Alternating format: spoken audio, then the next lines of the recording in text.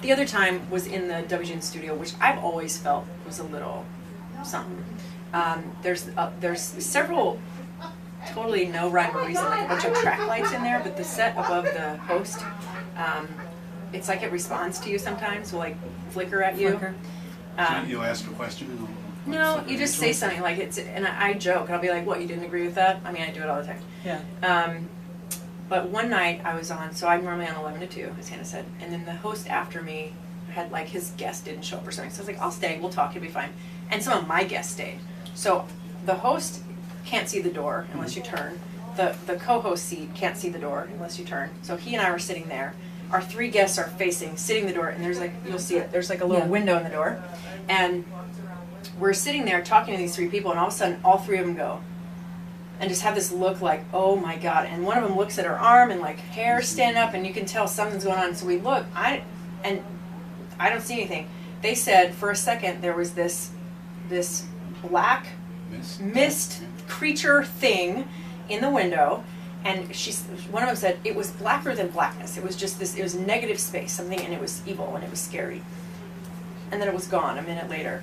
But I said, show me on the window, like, was it tall, was it little, was it on the edge, what did it do? And she pointed, and now there's a ramp out there, but it used to just be stairs. And for a person to have stood there and be at the window where they all said it was, that person would have been like 7'5". So it was floating. It was either floating or something, it was giant, like a Sasquatch was out there, something weird. So I've always thought there was like something iffy about that GN studio. She and I were leaving about 2:30 in the morning, because I'm normally out there about 2.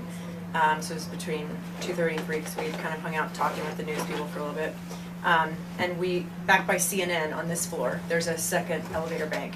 And we were over there facing the elevators, waiting for the elevators to come. And there was a door behind us that flew open really quickly and loudly, and flew shut really, really loudly. And it was like angry and aggressive kind of feeling. And then we were hit. Our back was to the door, but we were hit really, like, right in the face with this perfume, really strong right after that. And it was a scary thing. And I was telling you, so I was like, I love this kind of stuff, and I've always found ghosts throughout my life. This one was like not good, and I grabbed her wrist and we hauled, because I was like, this is not good. We need to not be. So do you feel something in here? There's a colonel here. There's an old guy that is a real ass. He's not a nice man. Okay? And he has a hat, and he's wearing the suit. Okay? And this is what I see of him. And he's a very demanding. He's running the show. So, for instance, when you are doing something, you're getting that energy. I mean, he can be right on your face. And you can feel the energy. I could feel it. It's almost because like he doesn't, it's almost like he doesn't like what's being done here. And he doesn't like Where's my buddy Larry? the way the stories Larry are being take told. Yeah. I'm almost feeling him, and that's how I'm feeling like I'm acting like him. So you're feeling a military? Yes. Okay. Yes. Which makes sense in this It feels building. like my head.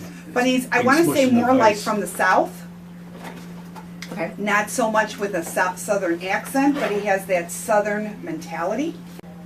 And then plus, you know, as I was telling her in the interview out there, all the pieces of other buildings that are stuck on the facade of this building. I mean, there's a piece of Edinburgh Castle, there's a piece of the Trade Center, there's all this stuff, and sometimes, you know, people walk by. I have seen people put their hands on rocks that mean something to them and cry, just stand outside this building. So I feel like there's already this like, stuff. You know, there's stuff connected to it anyway. Right.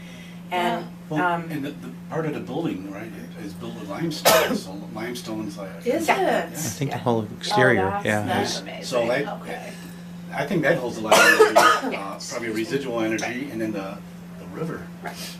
Plus, remember that the river or the lake shore used to be right at the back of this.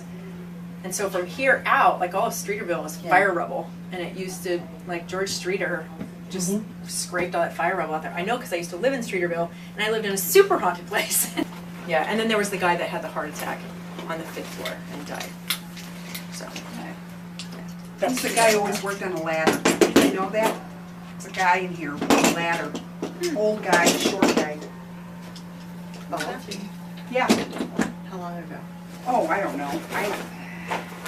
Totally bald or balding? I'm going to say he had a little hair. I'm going to be. That was my guy from the window on the 5th floor.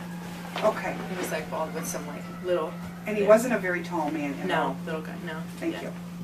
So that's here. the man that you saw. I saw him on the 5th floor in that window Okay. in the reflection. Yeah. Oh, you did? Yeah. I didn't even hear your conversation because I was with Hannah. I know. I waited till you were out there to say it to tell them. In fact, I said, "I'll tell you guys so you know, so she knows I'm not making crap up." And I'm telling you so you know that I didn't hear you. Love it. And I wondered if it was bald because I thought it was somebody else. So, because I was like, that's Mr. Cuban. All the guys in my head. Right. Take one. I'm going through my grandpa's friends, like, I'm sure they're here.